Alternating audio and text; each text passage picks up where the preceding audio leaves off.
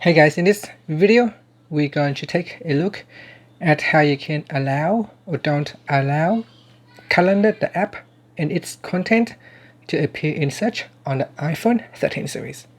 First, let's go back to your home screen by swiping up at the bottom of the screen.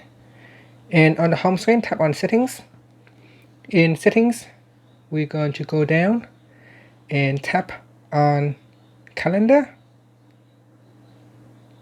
Then tap on Siri and search.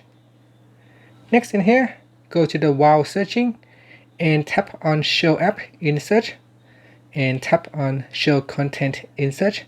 Tap on the toggle button to turn it on or off. And that's how you can allow or don't allow Calendar, the app, and its content to appear in search result.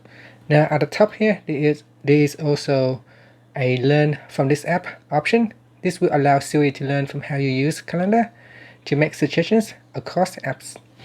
And that's it. So in here, after you make changes to the settings, you can swipe up to go back to the home screen. Thank you for watching this video.